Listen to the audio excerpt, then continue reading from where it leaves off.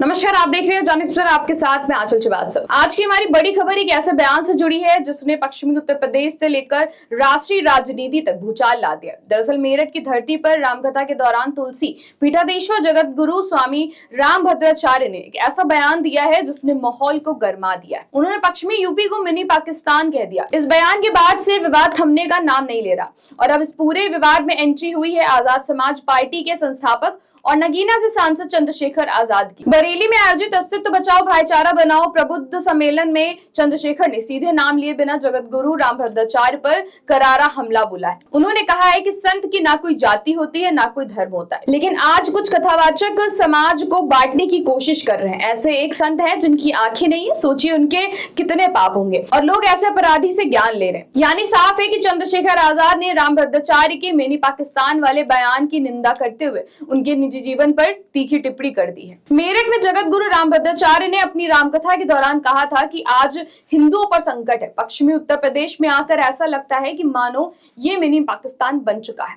बस फिर क्या हुआ था? ये बात सुनते ही माहौल गर्मा गया। विपक्षी दलों ने तुरंत इस बयान पर आपत्ति जताई है। समाजवादी पार्टी ने कहा है कि ऐसा बयान समाज को बांटने वाला है। शंकराचार्य स्वामी अभिमुक्तेश्वरानंद ने भी पलटवार किया है और कहा है कि योगी राज में अगर यूपी पाकिस्तान बन रहा है तो ये सोचना चाहिए कि क्यों और कैसे बन रहा है।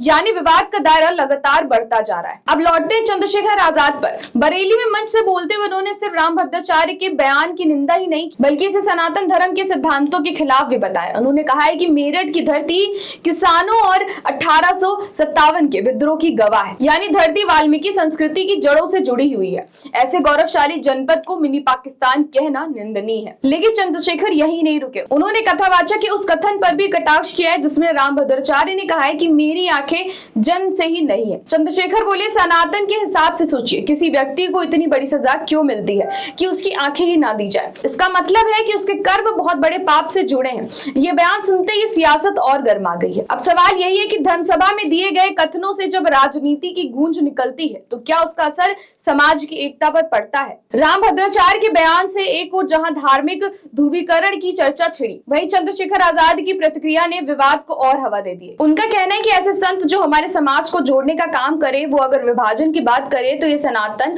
और समाज दोनों के खिलाफ है। चंद्रशेखर आजाद पहले से ही दलित राजनीति और सामाजिक बराबरी की आवाज उठाते हैं। अस्तित्व बचाओ भाईचारा बनाओ सम्मेलन के जरिए उन्होंने एक बार फिर खुद को दलित, पिछड़ा और अल्पसंख्यक समाज का प्रतिनिधि बताने की कोशिश की है। वहीं रामभद्राचार्य जैसे संतों के बयान पर प्रतिक्रिया देकर उन्होंने सीधे तौर पर बीजेपी और हिंदुत्व की राजनीति को निशाना बनाया है। यानी ये विवाद अब महज धार्मिक कथन तक सीमित नहीं रहा बल्कि धीरे धीरे राजनीतिक रंग भी लेता जा रहा है। तो सवाल यही है कि मिनी पाकिस्तान कहकर जगत गुरु रामभद्राचार्य ने क्या सचमुच समाज के बंटवारे की लकीर खींची है? और चंद्रशेखर आजाद का ये कहना कि एक संत जिनकी आंखें नहीं है, सोचिए उनके कितने पाप होंगे, क्या इस बहस को और भड़काने वाली टिप्पणी है? क्या नेताओं और संतों के ऐसे बयान सिर्फ सुर्खियों तक सीमित रहेंगे या फिर आने वाले समय में राजनीति की दिशा तय करेंगे? तो ऐसी देश और दुनिया की बड़ी खबरों पर नजर रखने के लिए आप जुड़े रहिए जन एक्सप्रेस के साथ। नमस्कार।